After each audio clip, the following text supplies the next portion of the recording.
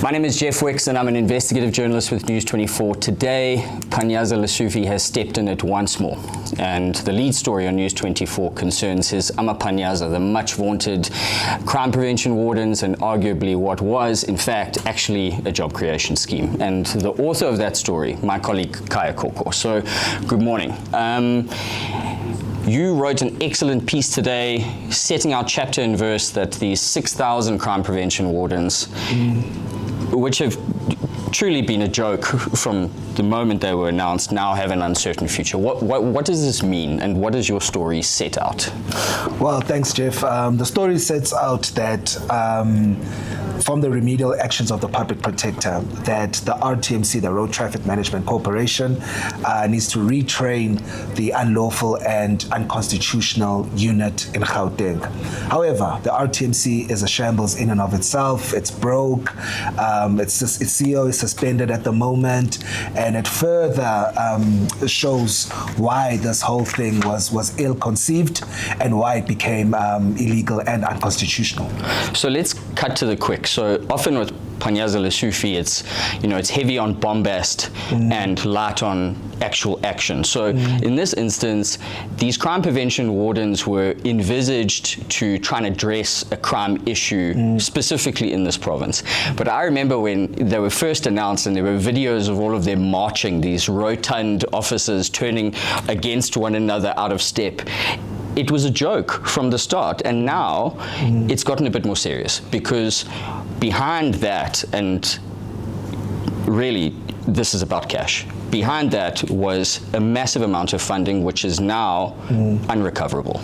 It needs to be recovered. I mean, if it was unlawful and unconstitutional, we have to find the money back.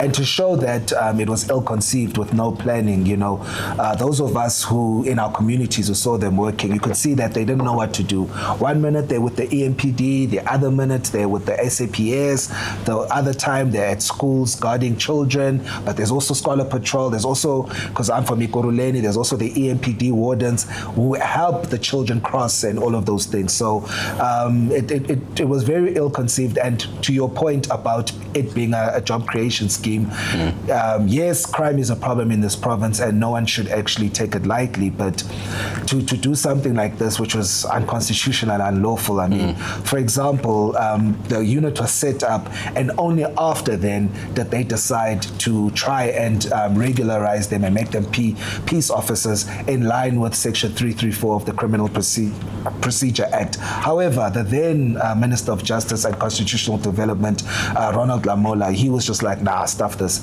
I'm not going to sign up on this because all of this is illegal.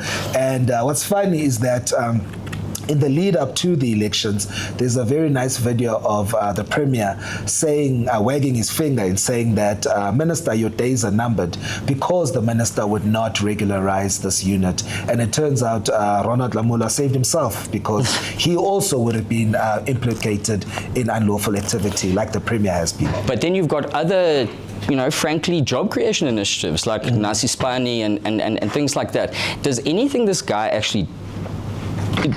Is there anything within Panyaza Lesufi's arsenal that actually works?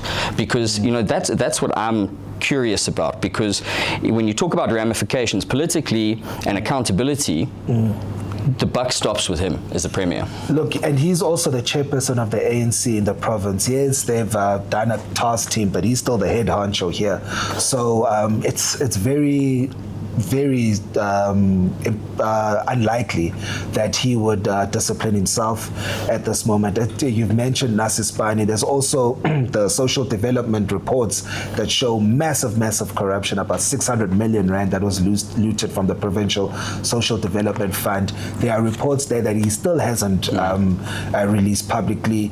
The people who are implicated in those reports still work for the province, still hold directorship and other senior positions within the the province. Lesufi is a high-level executive employed at a private entity, and he fritters away 200 million rand. Do you think he keeps a job? No. I mean, if it's 200,000 rand, you're out, you know. But as you said, I mean, we hold our politicians to low standards. The president appoints the premiers, and he has shown a little attempt or effort to root out malfeasance in provinces and municipalities, because that's the coalface of a service delivery at local level, not at national level. And if people are blowing 170 odd million rand on things that are found to be unlawful, and now you have to reskill them, which is additional money, using an entity, a national entity, which is in itself broke as well. It's using a training college that is illegally occupied because there's no occupational certificate.